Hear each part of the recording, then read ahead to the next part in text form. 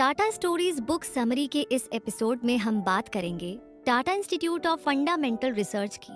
ये कहानी शुरू होती है 19 अगस्त 1943 से, जब एक युवा साइंटिस्ट टाटा ग्रुप के चेयरमैन जे.आर.डी. टाटा को लेटर लिख करके कहता है कि फाइनेंशियल सपोर्ट और सही कंडीशन ना मिलने पर भारत में साइंस का विकास रुका हुआ है।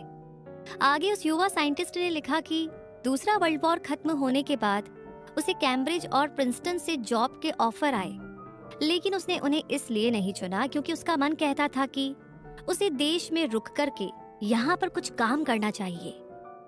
इसके बाद उस साइंटिस्ट ने जे.आर.डी. टाटा के सामने एक स्कूल ऑफ फिजिक्स बनाने का प्रपोजल रखा, जो दुनिया के बेहतरीन स्कूल्स के मुकाबले खड़ा होगा।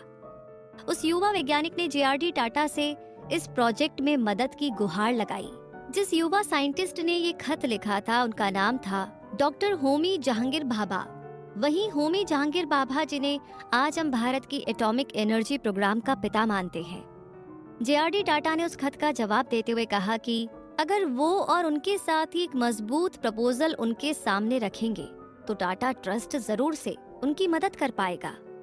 जे.आर.डी. टाटा के इस रिस्पॉन्स से खुश हुए होमी जहांगीर ने 1944 में सर दोराबजी टाटा ट्रस्ट के सामने एक फॉर्मल प्रपोजल रखा कि उन्हें centre of excellence in physics and mathematics नाम के इंस्टीट्यूट का निर्माण करना है। होमी जहांगीर भाभा के प्रपोजल को प्रोफेसर ए.वी. हिल ने भी पूरा समर्थन दिया। प्रोफेसर हिल को साल 1922 में नोबेल प्राइज मिल चुका था और वे लंदन की रॉयल सोसाइटी के सीनियर मेंबर थे। टाटा ट्रस्ट ने होमी जहांगीर भाभा के इस प्रपोजल को मंजूर कर लिया और मुंबई में Tata institute of fundamental research की स्थापना के लिए मंजूरी दे दी। साल 1945 में इस इंस्टीट्यूट ने काम करना शुरू कर दिया। इस इंस्टीट्यूट ने आगे चलकर के भारत का पहला स्वदेशी डिजिटल कंप्यूटर बनाया था, जो हर एक देशवासी के लिए गर्व करने का मौका था। भारत के एटॉमिक एनर्जी प्रोग्राम के दौरान भी इस इंस्टीट्यूट ने साइंटिस्ट को ट्रेनिंग देने में बड़ी भूमिका अदा की थी। बाद में सन 1955 में भारत सरकार ने इस इंस्टीट्यूट की रिस्पॉन्सिबिलिटी अपने कंधों पर ले ली और टाटा परिवार को इसकी गवर्निंग काउंसिल का सदस्य बना दिया गया। 1966 में इस इंस्टीट्यूट को बने सिर्फ 4 साल हुए थे, तभी डॉक्टर भाभा चल बसे। उनकी मौत एक एयर क्रैश में हुई। वे एक साइंटिफिक कॉन्फ्रेंस में भाग लेने ऑस्ट्रेलिया की राजधानी वियना जा रहे थे। उसी आदमी के लिखे एक लेटर की बदौलत आज भारत दुनिया में एक परमाणु शक्ति के रूप में जाना जाता है। टाटा ग्रुप के फाउंडर जमशेदजी टाटा ने एक बड़े और मॉडर्न स्टील प्लांट का सपना देखा था, जिसे वो भारत में बनाना चाहते थे। उन्हें भरोसा था कि भारत के विकास के लिए एक बड़ी स्टील की फैक्ट्री का होना बहुत जरूरी है, क्योंकि स्टील की मदद से ही रेलवे, बिल्डिंग, ब्रिज और दूसरे महत्वपूर्ण इंफ्रास्ट्रक्चर बनाए जा सकते हैं। अपने इसी इंटरेस्ट की वजह से वो अखबारों में से ऐसी न्यूज काट कर रख लिया करते थे जिनमें भारत की उन जगहों के बारे में जानकारी होती थी जहां मिनरल रिसोर्सेज मिलते हों। लेकिन उस दौर में उनके सपने पर बहुत ही कम लोगों को भरोसा था, खास करके सर फ्रेडरिक अपकॉट, जो उस दौरान इंडियन रेलवे की चीफ कमिश्नर थे। उन्हें टाटा के सपनों पर बिल्कुल भी भरोसा नहीं था। वो तो कहते थे कि अगर भारत में टाटा कंपनी स्टील बनाकर दिखा देगी तो मैं उस स्टील को खाने के लिए भी तैयार हूँ। लेकिन जमशेद जी जो एक बार ठान लेते थे, उसे पूरा करने वाले आदमी थे।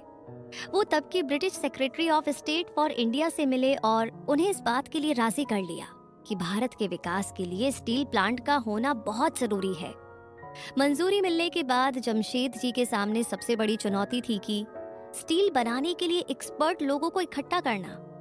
भारत में उससे पहले स्टील बनाने का काम होता ही नहीं था, इसलिए उन्हें दूसरे देशों से एक्सपर्ट्स बुलाने पड़े। इस काम के लिए जमशेद जी अमेरिका गए, जहां दुनिया का सबसे बेहतरीन स्टील बनाया जाता था। साल 1914 में जमशेद जी अमेरिका के अल्बामा और शिकागो राज्य में घूम रहे थे और इस दौरान वे पिट्सबर्ग नाम की जगह पर पहुंचे, जो लोहे और स्टील इंडस्ट्री के लिए पूरी दुनिया में फेमस थी। वहां उन्हें जूलियन कैनेडी नाम के एक प्रसिद्ध इंजीनियर से मुलाकात करने का मौका मिला। उन्होंने जमशेद जी को एक ऐसे आदमी के बारे में बताया जो भारत में स्टील प्लांट बनाने में जमशेद जी की मदद कर सकता था। उस आदमी का नाम था Charles page Perrin. Charles New York में एक नामचीन कंसल्टिंग इंजीनियर थे। जमशेद जी जल्द से जल्द उसके पास पहुंचे और उन्हें भारत बुलाने की कोशिश करने लगे।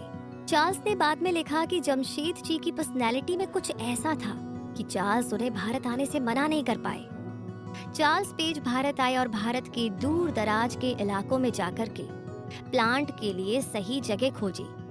उन्होंने ही जमशेद जी और उनके बेटों को आज के झारखंड के साकची गांव में स्टील प्लांट बनाने का सुझाव दिया। वही जगह आज जमशेदपुर नाम से जानी जाती है। 16 फरवरी 1912 को टाटा स्टील प्लांट में से पहली बार स्टील बनकर के बाहर आया। ये दुनिया के सबसे बेहतरीन क्वालिटी के स्टील में से एक था। यहाँ तक कि पहले वर्ल्ड वॉर के दौरान टाटा ने युद्ध लड़ रहे अलाइड देशों को स्टील सप्लाई किया था।